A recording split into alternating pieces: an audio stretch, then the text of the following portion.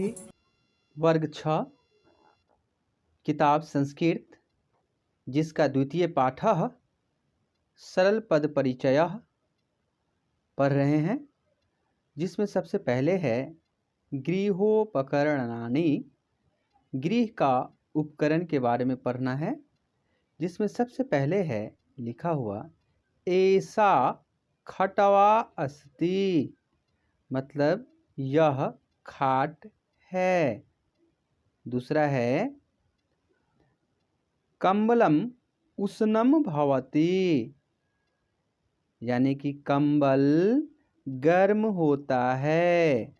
अभी जाड़ा का समय है ना, हम लोग कंबल ओढ़ते हैं, इसी के बारे में कहा गया है कंबलम उष्णम भवति, कंबल गर्म होता है। घट पूर्णः अस्ति, घट हम लोग के घर में है ना, घड़ा रहता है जिसको हम लोग गांव घर में घैला बोलते हैं, वही ये घड़ा है जिसको गांव घर में घैला भी कहते हैं। ये कह रहा है कि घटः पूर्णः अस्ति, यानी कि घड़ा भरा हुआ है। आगे है पर्यंकः विस्तृतः अस्ति, यानी कि ये पर्यंकः मतलब होगा ये चारपाई पलंग है ना, पलंग समझिए आप इसको, हर घर में है, हम लोग सोते हैं उस पर।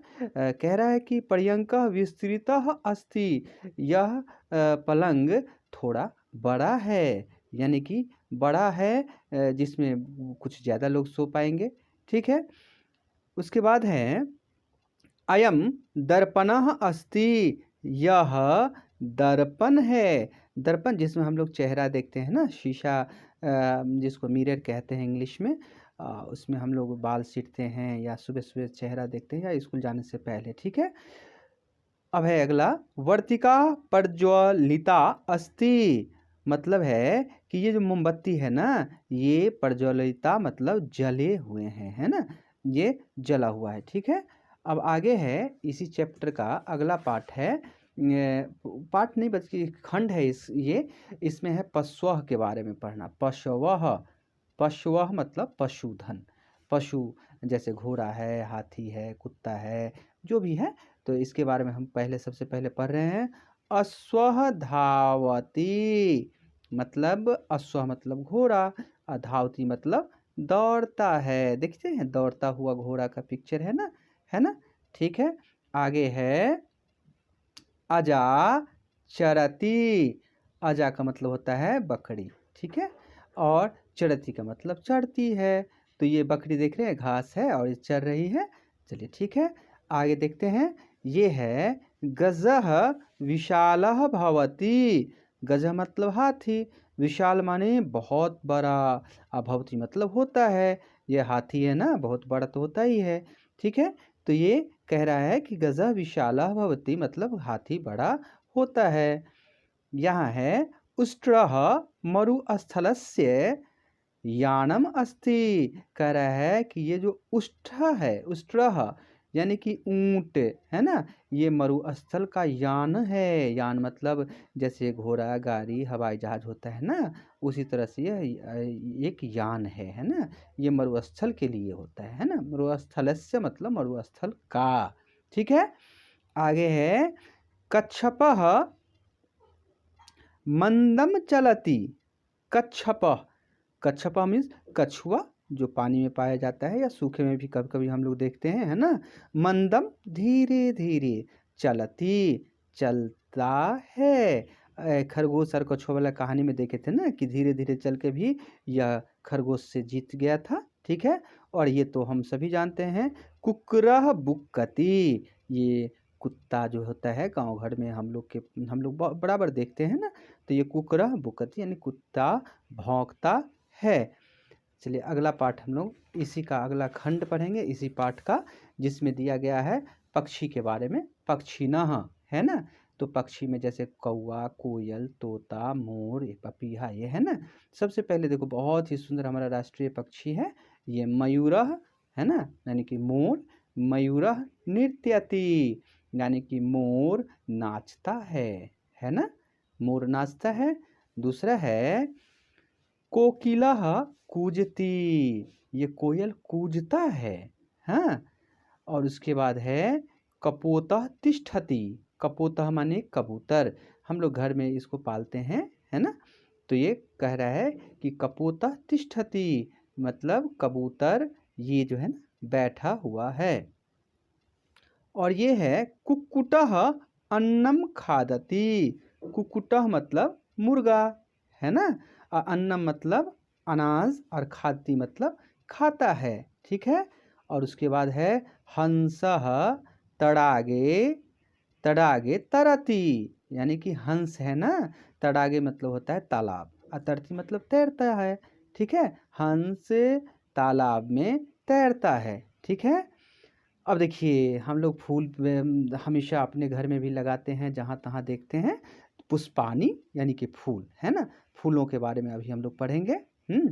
इसमें देखिए सबसे पहला है कमलम राष्ट्रीयम पुष्पम अस्ति, यानी कि ये जो कमल फूल है ना ये हमारा राष्ट्रीय फूल है ना।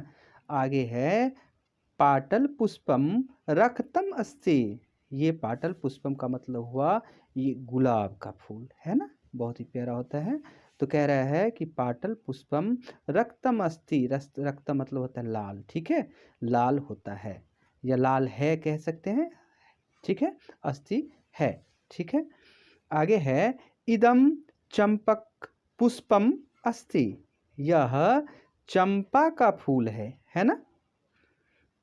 उससे आगे है मल्लिका विकसती। मल्लिका मतलब होता है चमेली, ठीक है।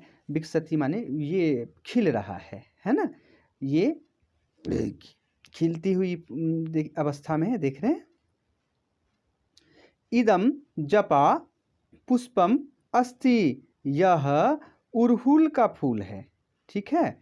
उड़हुल जिसे पूजा पाठ में हमारे मम्मी पापा लगाते हैं, ठीक है, उड़हुल का यह फूल है। आगे देखिए यहाँ है फलानी। फलानी मतलब होता है फल, ठीक है। आम्रम मधुरम फलम भवति। आम्रम मतलब आम, है ना। मधुरम मतलब मीठा, फलम माने फल, भवति मतलब होता है, यानी कि आम मीठा फल होता है, ठीक है। आगे है अमृत फलम पक्वम अस्ति, यानी कि अमृत फल जो है ना यानी कि अमरूद, है ना, ये पके हुए हैं, ठीक है। आगे है सह जम्बू फलम खादति। जामुन, देखिएगा आम के समय में जामुन काला काला पेड़ में लगे होते हैं, तो वही इसी के बारे में कह रहा है सह जम्बू फलम खादति, वह जामुन खाता है। आगे है दाक्षरा अमला अस्ति। दाक्षरा का मतलब होता है अंगूर, अमला मतलब खट्टा और अस्ति माने है, यानी कि अंगूर खट्टा है, ठीक है। और आगे है लीची का मधुरा कोमला च भवति। लीची है ना ये मधुर भी होता है और कोमल भी होता है, खाने में बहुत स्वादिष्ट होता है, ठीक है। आगे है सेवम सेवम शोणम भवति, यानी कि सेव शोणम मतलब ही लाल ही होता है, ठीक है। तो कह रहा है कि सेव लाल होता है। अगला है शरीरावयवाः, ठीक है। अब शरीर का अवयव के बारे में हम लोग पढ़ेंगे।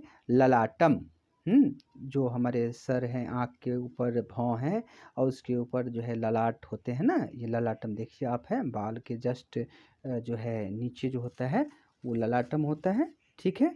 यहाँ दिया गया है ना ये भाग यहाँ से यहाँ तक, ये इस भाग को ललाट बोलते हैं, ठीक है। आगे है नासिका, ठीक है। तो यहाँ ललाट के बारे में कहा तस्य ललाटम विशालम अस्ति, इसका जो ललाट है ना ये विशाल है, ये बड़े हैं, ठीक है। और यहाँ आगे है नासिका तुंगा अस्ति। नासिका मतलब नाक और तुंगा माने खड़ा एकदम, है ना, सुंदर है, खड़ा अस्ति यानी कि नाक खड़ा है, ठीक है। अब अगला बात है यहाँ अवयव, शरीर के अवयव के बारे में ही है, ठीक है। हम लोग सब जानते हैं ये क्या है, कान है ना। कह रहा है कि कर्णः सुंदरः अस्ति, यानी कि कान सुंदर है, ठीक है। अब देखिए आँख के बारे में दिया गया है नेत्रम आकर्षम आकर्षकम आकर्षकम अस्ति, मतलब कि नेत्र है ना, ये आँख बहुत ही आकर्षक है, यानी कि मन करता है इसे देखते रहें। ठीक है। अगला है दांत, है ना, हम लोग को ये खाने में सहायता देता है ना। दांत ना रहे तो हम खा नहीं पाएंगे, इसे साफ भी रखना चाहिए। इसके बारे में देखिए क्या लिखा गया है। रामस्य दंताः स्वस्थाः सन्ति, राम का जो दांत है ना ये बहुत अच्छा है, स्वस्थ है एकदम, है ना। आगे है हाथ के बारे में, है ना। अयम दीर्घ हस्त अस्ति, यह हाथ बड़ा है ना। आप बच्चे हैं तो आपका छोटा हाथ होगा, आपका पापा का दादा का हाथ बड़ा होगा, तो यही कह रहा है ये अयम दीर्घ हस्त अस्ति, यह हाथ बड़ा है। ठीक है। अब ऐसा कीजिए, आप इसको 2 बार 4 बार 5 बार आप पढ़िए, है ना, और पढ़ने के बाद जो है इसको ध्यान में रखिए। धन्यवाद। फिर शब्दार्थ भी यहाँ नीचे दिया गया है, इस शब्दार्थ को भी आप जो है धीरे धीरे धीरे धीरे याद कर लीजिए, है ना। और याद क्या करेंगे, आप पिक्चर के साथ पढ़ेंगे तो खुद ब खुद याद हो जाएगा। ठीक है। ये सारे शब्दार्थ दिए हुए हैं, इस शब्दार्थ को भी आप एक बार वो पिक्चर के साथ जब पढ़ेंगे ना तो आपको खुद ब खुद जो है ये याद हो ही जाएगा। ठीक है। ये सारा शब्दार्थ है। अगला जो अभ्यास है उसको हम अगला वीडियो में आपके पास लेकर आएंगे। इसको देखिए, पढ़िए और ध्यान कीजिए। धन्यवाद। Please like and subscribe my channel.